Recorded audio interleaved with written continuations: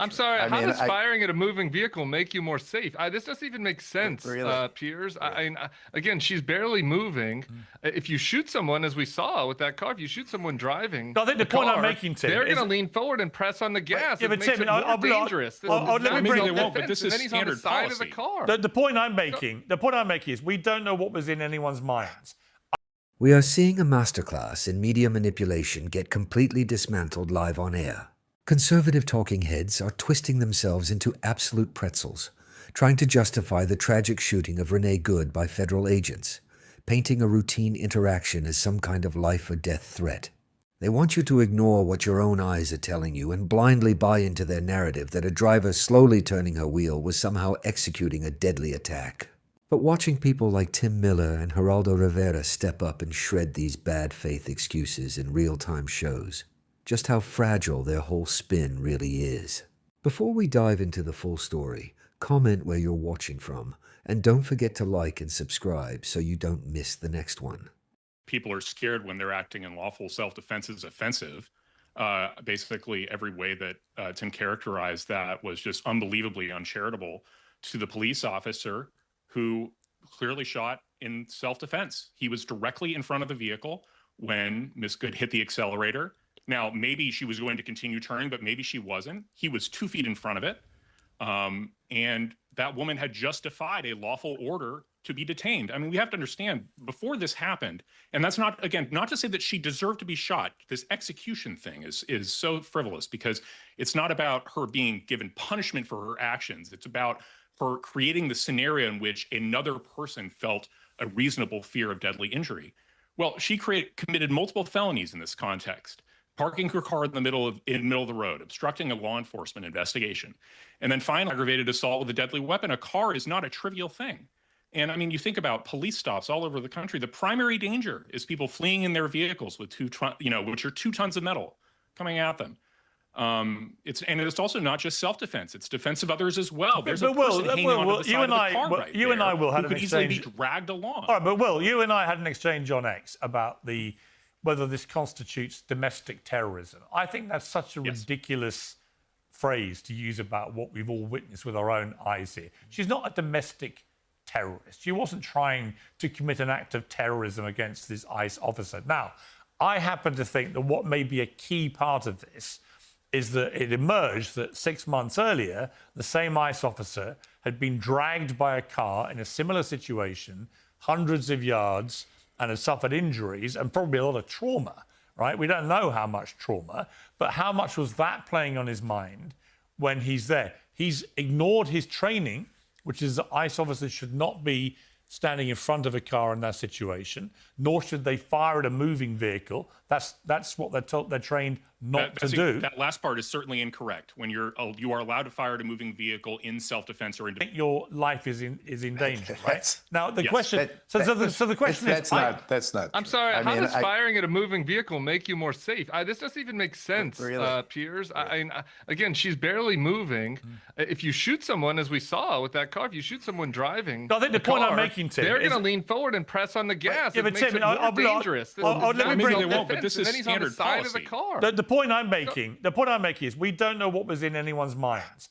I think it's quite likely that what was in the mind of this ICE officer is what happened to him 6 months earlier, right? And it may be that he panicked because he feared the same thing happening again. I'm not excusing or justifying what he did. I'm explaining what may end up being one of the factors involved here. It doesn't seem to me to be irrelevant that the same guy was dragged by a car and could potentially have been killed in that incident 6 months earlier. Everybody is ignoring the original sin. Hold on a second. I haven't spoken yet.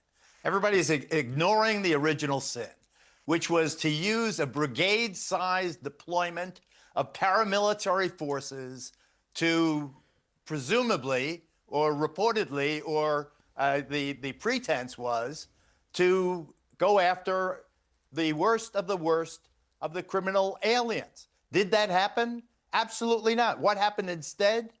You had this deployment of these masked desperados, 2,000 strong, descending on the community with attitude. There was hostility on both sides from the get-go. And what in the world are paramilitary forces doing enforcing immigration law to begin with?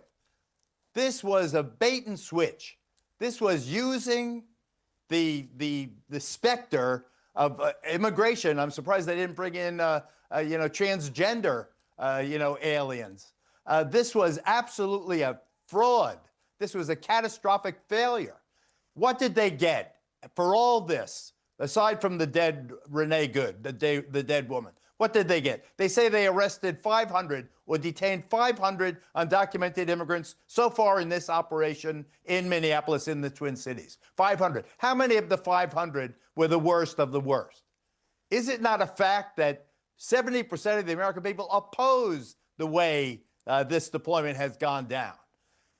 The Trump administration set the stage for this catastrophe, this tragedy to happen. The southern border, Piers, as you pointed out correctly, has been sealed now for months. There's zero influx of undocumented immigrants. So if the supply of the problem has been cut off, isn't it time now for President Trump to use some common sense and some compassion, for God's sakes? Okay. Some compassion. Can I respond? Yeah, well, you respond, yeah. Yeah. First, I mean, is there some list of federal laws that federal authorities are not allowed to enforce? You should probably inform them of that. I think that's a little bit ridiculous. And second, if we're going to go to about? What are you talking nonsense? You're talking nonsense. You're basically saying the federal government's not allowed to enforce immigration law because you actually need to bring in large numbers of people. They are allowed to detain enforce aliens. immigration laws. What they are not allowed to is to impose a police state with attitudes and long guns. When did you see mass cops? If you want to know who's at fault for that, it's the sanctuary jurisdictions. When did you see mass cops? I don't know how much police work you've done. I've done a lot for the last over 50 years. You don't bring masked, heavily armed SWAT team, effectively SWAT team or Delta Force, a kind of combatants into a situation where the problem is undocumented immigration. If that's the problem, you go and you pursue the normal, ordinary, reasonable, prudent ways of dealing with the social problem. It's immigration. As I said, the supply has been cut off of immigrants. Now's the time. What about the dreamers, the kids brought here at an early age who've been here and committed no crime? Isn't it time for them to get... I think your that specific you're not point, I far want to answer afield. two Isn't the specific issue points, very quick. Undocumented immigration? Isn't that what you're talking about? Illegal aliens, so-called?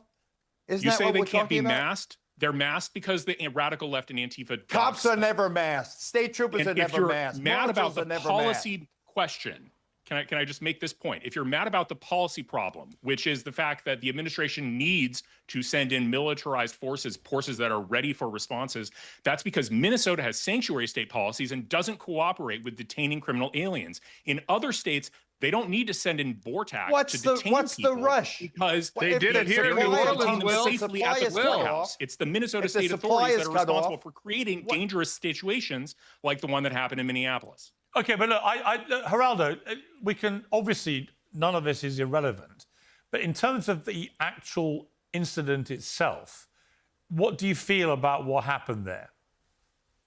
In my heart of heart, and remember, I've covered every war in Central America, every war in Middle East, Afghanistan, 11 assignments, Iraq, 11 assignments. I've seen guns and firing, and you know when to use your gun and when you don't use your gun. That was absolutely an awful, awful mistake by those officers who aggressively sought to confront, as you, Piers, have clearly laid out. The woman in that car presented no threatening image. Look at the car. That's the weapon that makes her a domestic terrorist. That car moving at 2 miles an hour, then 5 miles an hour. The wheels clearly turned to the right. Come on, I'm sick of the excuses. It's one thing to have ideology and be as conservative as you want to be, but don't make up a situation with it fails right there. When you say domestic terrorist, I covered Timothy McVeigh, 1995, Oklahoma City. You want to see a domestic terrorist? He killed 168 American men, women, and children. That's a domestic terrorist, or the Unabomber, yeah, that's or Luigi Mangione. That's how I felt. Calling Renee Good a domestic terrorist isn't just a stretch. It is gaslighting of the absolute highest order. Anyone watching the video with an ounce of objectivity can see the plain reality. Her wheels were turned away, the vehicle was moving at a crawl, and there was zero intent to use that car as a weapon. If she wanted to run an officer down, she wouldn't be steering away from him. Yet, the moment hyperpartisan talking points are on the line, the self-proclaimed defenders of family values suddenly have no problem smearing a dead mother. They will bend over backward to protect a political narrative rather than look at the clear facts on tape. Geraldo Rivera was 100% right to call out the sheer absurdity of comparing a minor traffic obstruction to actual acts of domestic terrorism. It's sickening to watch the spin machine try to reframe a tragic, avoidable incident into an attack on federal law enforcement just to save face. When ideologues prioritize tribal politics over basic human empathy and truth, this is the exact kind of shameless victim blaming you get.